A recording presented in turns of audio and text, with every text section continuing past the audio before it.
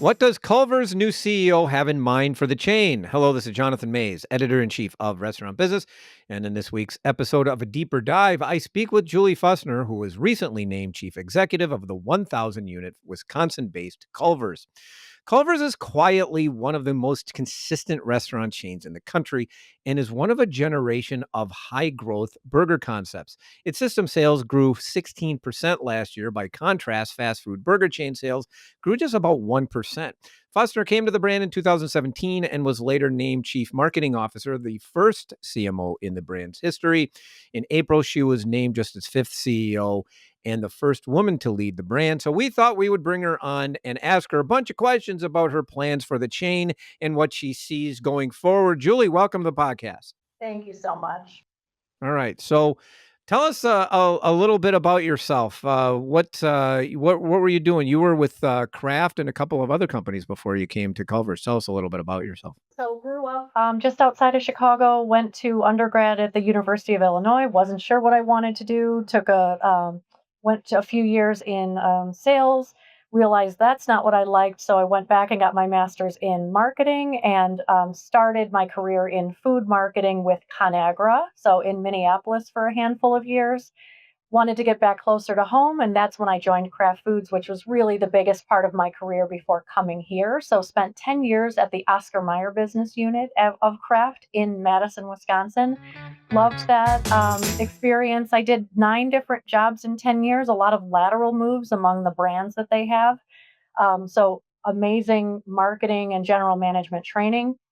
Obviously, Kraft and Heinz merged under 3G. They moved out of Madison, and I did not want to move out of Madison. And so spent a couple of years with American Family Insurance, which was another great experience. But passion is for sure in food and marketing. And so when the Culver's role came up, I jumped at the chance and luckily was able to convince them that even though I didn't have restaurant experience, I could hopefully contribute to the brand and was lucky enough to land this job. And so I've been here now for 8 years. Again, like you said, started as the vice president of marketing. With our growth, we saw the ability to make that role into the chief marketing officer role. We added a lot of different functions to marketing during that time, and then now have taken on the role of CEO. Mm-hmm. Was the Curter Burger your responsibility? It was my team's responsibility. So that was a social media prank. So some folks on my team who run social media, who I think do a brilliant job, posted that as an April Fool's joke. And it got such a good reception that our chef at the time worked with Sargento and invented the product. And then we run it every October for a couple of weeks. Yeah. I will never forget my wife's comment when she ate one. She's like, it was getting hit with a sledgehammer of cheese. Yeah, One of it's a lot. We only run it for 2 weeks because really you probably just need to have it one time. Yeah, no, it's a delicious burger. I'm not gonna lie, it's really good. Now, I want to back. So you spent some time at Kraft Heinz, and I think that's one of the more interesting things. We do see, a few marketing and chief executives who actually came from, sort of the CPG world, if you will. And it's like they often provide to me like a really good training ground just on how to how to market how to market a brand that can actually translate quite well in the restaurant world. Is that fair to say? Very fair. I think it's actually 2 points that I got from Kraft, and you would get generally in CPG. One is just the marketing chops. So I do think because you have to work on so many different brands, typically you move among them, you just learn, you sort of build up an amazing toolkit as it relates to marketing and deep consumer insights and translating those into creative and media plans. But secondarily, the marketers, at least in my experience at Kraft, you're not allowed to just do marketing. You're a general manager. So you truly are the leader of all of the other functions in bringing that brand to life. So you lead the annual planning process, you run the strategic plan. So it goes well beyond marketing into every lever in the P&L.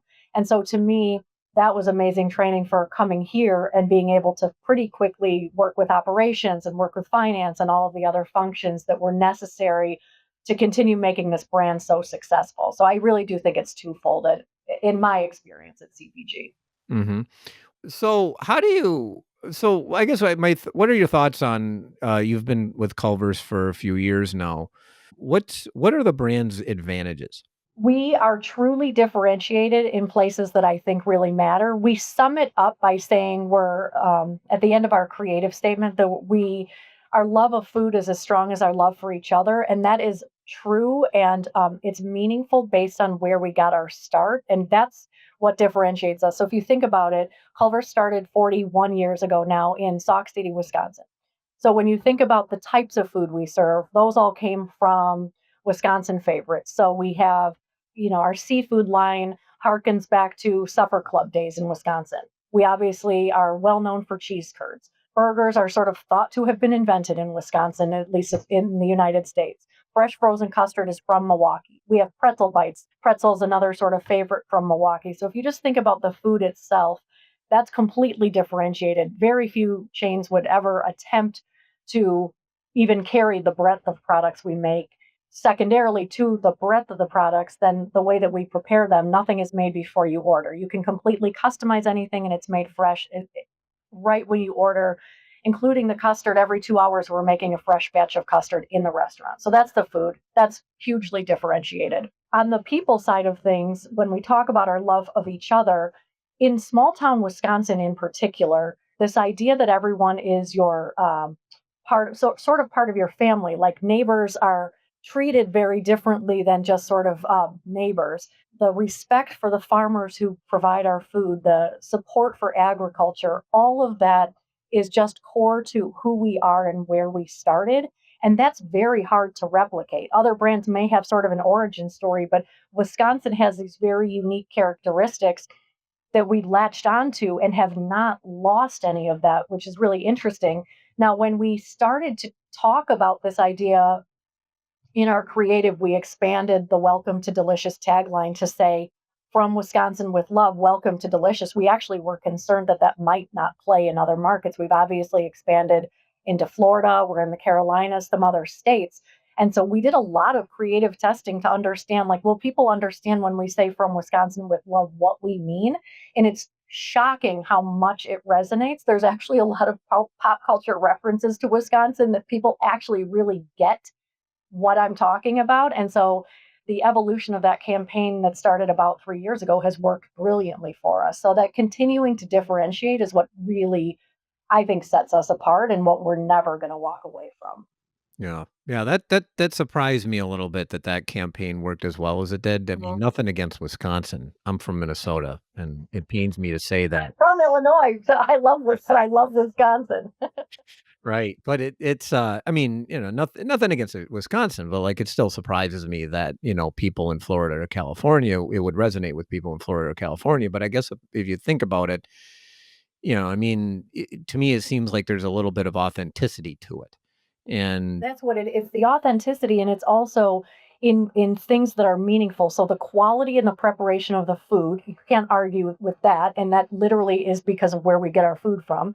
And then the idea that we want to be hospitable and welcoming, and Culver's is a place that you can feel like you belong, those ideas will resonate anywhere. So if you can believe that those are authentic to our brand, I don't know anybody who doesn't want those things. Mhm. Yeah. Yeah, I mean, I think the other thing one of the things that really works for the company to me, at least from my observation, is that and this is, this is really kind of a common thing in successful restaurant chains today, is that your operators are generally in your stores all the time. You have basically really large a group of operators that largely came from within the brand. They understand the culture, they understand what it's about, and the stores are operated exceptionally well. I don't think I've gone into a Culver's and ever had a bad experience, which I can't say about literally anybody else that I've been to more than 3 times. And I feel that matters in especially today because consumers notice. Consumers absolutely notice when they're not getting good service and they stop going more likely than in other eras. So I think that kind of works. How do you is that something that is that an issue that I assume you plan to keep that now that I've gushed about it for about 5 minutes? That actually is the absolute secret to our success. So we talked about foundationally sort of how we got here. But the requirement, you said generally they're in the restaurants. The requirement is that every restaurant has a present and engaged owner operator. There that no absolutely no compromise on that. It doesn't mean you can't have 2 or 3 restaurants and you might not be in that restaurant every single day, but most of our people who are operating our restaurants now grew up with the brand and then go through what we call our mentee or mentor program. And so they sort of can invest in a restaurant at a lower financial commitment, but they are the president engaged owner operator. And when they're there every day, they know everyone in their team. We pride ourselves on the fact that they treat their team like family. A lot of times you'll go into our restaurants, if you talk to our team members, they say that doesn't feel like a job. And it's hard to work in a Culver's. That what we execute is not easy at all. But because they're so engaged with their team, then the team is able to deliver that experience that you just talked about, which is so critical to honestly the success of the brand. If you think about where we sit, we're the not a cheap brand to go to. You take your family to a Culver's and you get an amazing meal and a great experience, but you're also we're providing a value to that because of what we just talked about. The only way that that is possible to maintain is if we never lose president engaged owner operator. So that is a non-negotiable for us. It's harder as we grow, obviously, to make sure that we hang on to that, but that is not going away. Are you able to get enough? I mean, it doesn't seem to be stopping you from growing, though. I mean, you We continue have to a expand. gigantic pipeline of people that want to open a Culver's from our system. So again, that's that we call it the mentee program. What happens is in a lot of cases, 14, 15-year-old starts at Culver's, they grow with the brand. Eventually they become a general manager with one of our president engaged owner operators. They decide they want to open a Culver's. And through our training program and through the investment of that owner operator, they're able to open their own. So our current class, we call them franchise development program.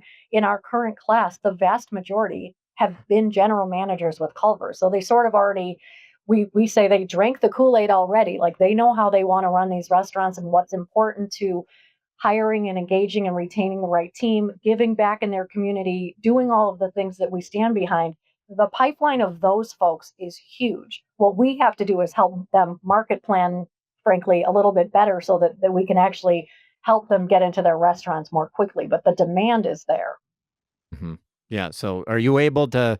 Any other challenges in terms of expanding? Then, I mean, if you have the people ready to go, it seems like are you able to get sites and stuff, or any other issues there? We recently brought on a new senior vice president of design development and construction, and she's uncovering some opportunity areas. So, certainly more to come in that area. The biggest challenge for us when we do expand is awareness in markets that are unfamiliar with Culver. So, as you can imagine, what I just talked about, all the creative work and all of that, it's great. But if you are, you're competing against the big guys, you don't have a whole lot of spending. Even breaking through to tell people what a Culver's is a challenge for us. So we have a lot of markets we classify as awareness markets where if you've done this, you drive by a Culver's, it's sometimes hard to even realize that that's a fast food restaurant. Our patios, I've done ethnographies with people and they're like, "Oh, I thought that was a furniture store." It's like, "No, it's a restaurant." But so there's just a lot of like it seems weird to us because we're so familiar with it, but you go, the first restaurant in South Carolina, it's hard to tell people what the restaurant is and what is this thing that's called fresh frozen custard and what is a cheese curd? Is that a mozzarella stick? Like they're just it's a confusing concept. And when you have a very low share of voice in what you can spend, it's just a big hurdle. Now the way we get over it is just what we talked about. President engaged owner operators get out in their communities, they go to the schools and they do share nights. They get with the Chamber of Commerce and they build up the brand, a lot of it sort of organically in their local market. And that works very well for us. Yeah, yeah. You know what? I have to say that it's refreshing though that it doesn't necessarily look like a restaurant because frankly, if you want my opinion, too many restaurants look way too similar to me. They're all boxes. They look like the same box. A Jack in the Box is the same as a Taco Bell, is the same as a Del Taco, is the same as they all have roughly the same design. So to me, and the thing is Culver's is always a little different. There's certain differences about Culver's versus almost any other fast food burger chain. For instance, I mean, you sell fish plate. You sell plates of fish. I mean, you sell your menu is just far broader than almost everything else in And the to your sector. point about the different building as well, one of the things we feel we're very proud of is maintaining the dining room where you can come in and feel like you can sort of sit and have a meal in our dining room. Not that you can't do that in other places, but we still have a decent percentage of our business that is dine in. And we love that we're one of the few places in a lot of communities that people feel like they can go sort, after the high school football game or whatever and sort of gather there. We're very proud that we're maintaining that part of our business. Right, right. Well, that's kinda what you guys are about. You still have the table service inside, Right. and you are who you are in this business, and it would be kind of sad to me if Culver's just went full on into the whole kiosk slash, Well, that's not happening. don't, really? No don't even kiosks? say it. Really? Yeah. Why not? I love the idea of digital that enhances the guest experience. We believe that that is for our brand, not one of those that does that. So the way that we think about, let's just say innovation, sort of, especially in the tech spaces, if we can make the job in the restaurant easier for our team members, especially back of house, that's a great idea because, like I talked about, it's very hard to execute at our level of quality in the way that we do things. If we can make things easier for our team members and that way we will do it, having people not be face to face to take an order in our restaurants is not an area that we think there's a lot of benefit to because it does eat away at that hospitality. Now, if you are a guest who prefers not to order face to face, we have an app. You can order that way if you want. So we'll certainly meet guests where they are. But for those who want to come in and actually, get some assistance with the menu, we don't feel that that's right for our brand. I never say never on any of these things, but that is certainly not on the priority list right now. Right, right. Pot roast. The menu I had to look up because I couldn't my brain was not operable this morning. It's pot roast that I couldn't think about. That's the one nobody else has there. Tenderloin. Yeah, Yeah. and they're But great. yeah. Oh, yeah, no, it's delicious, but I always get a burger.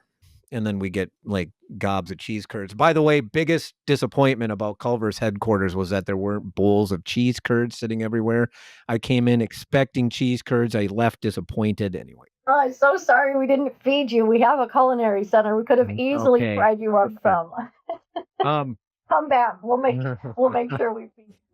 But I mean, the cheese curds are awesome. But like kind of back to the whole thing. One of the things that you've seen, I know I mean, the restaurant business today. One of the more annoying phrases to me right now, actually, that I hear from some executives is this phrase: "We want to get to 100% digital." That's one of the more annoying things. And I understand a lot of restaurant companies are like, look, there are some restaurants I really don't need to deal with a person, and I'm fundamentally introverted anyway, so that's fine. But the whole idea, the concept of 100% digital to me, it especially for a lot of brands, and I think that we've seen this in some cases, like Starbucks, for instance, where there is sort of this broad rejection of the digitization of the fast food restaurant.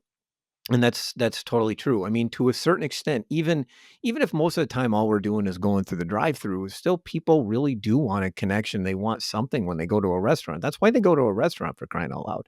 And even if it's and for a place like Culver's, obviously, I mean, there is definitely a service element, and that is really beneficial. And I think that's super important to me. Yeah, I couldn't agree more. And if we had to get to 100% digital, man, do we have an uphill battle because we are not even close to that. But yeah, I do think it's a balance. So, like I said, we have in the last few years, and I know we were a little bit late to this game, but we have an app that's really great. So you can order ahead if you want. If you want to skip the line in the drive-through, certainly that is an option for you, and that is a really great experience. And we will later this year into early next year, we would like to have a loyalty program launched. We're working on something like that. So that's another digital way to engage with people. So we're all for that.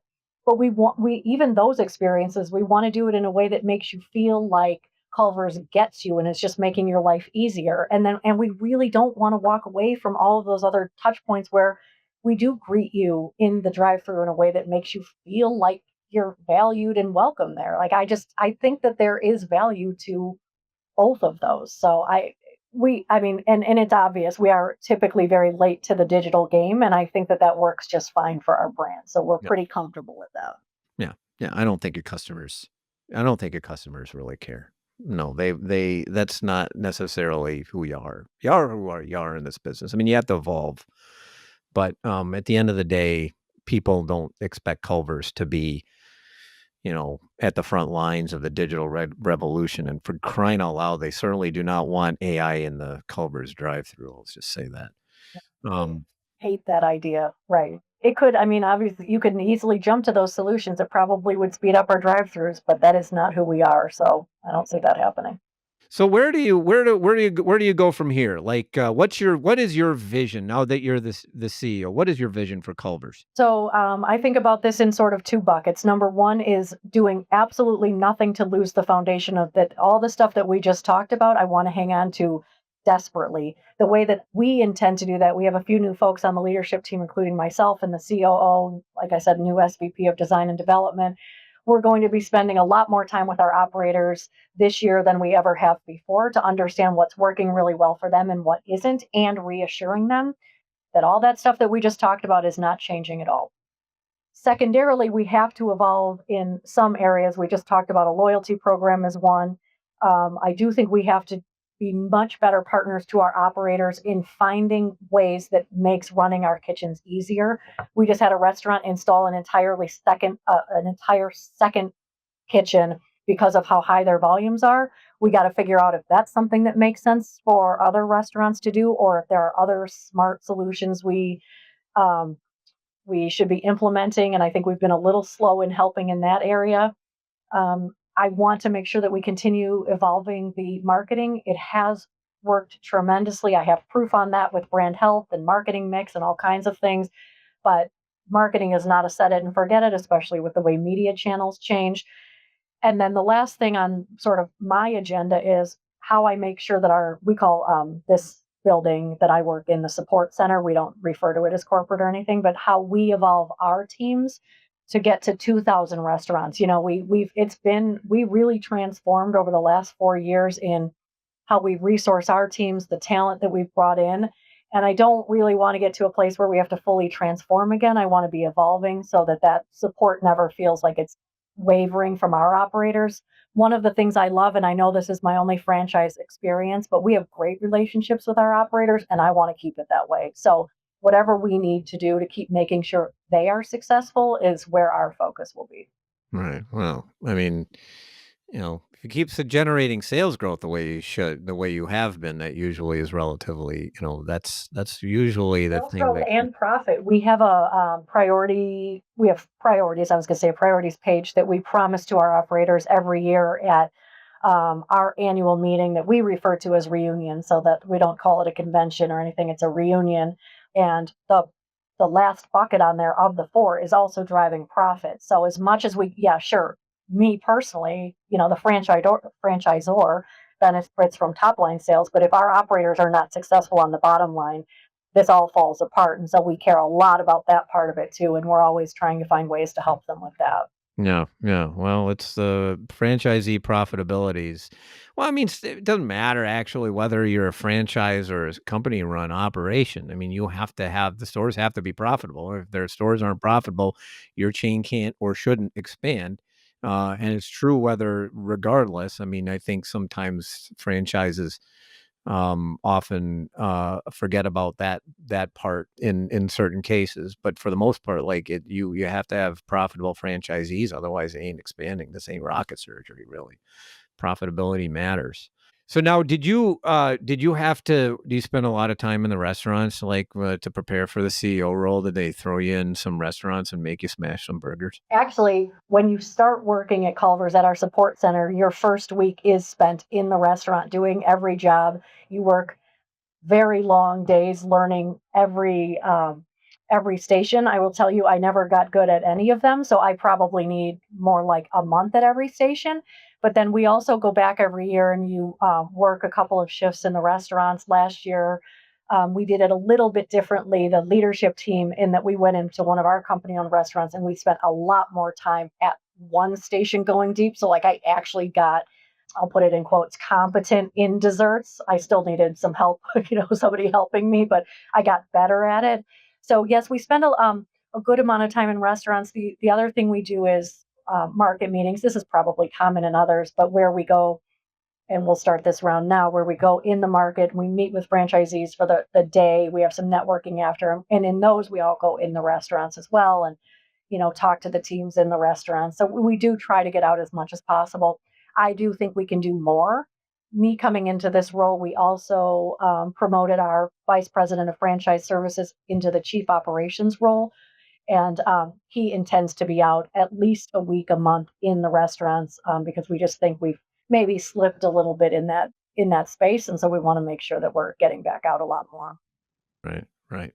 Well, you got 1,000 locations now, and you're all over the country. That's got to be. I mean, you're not small anymore.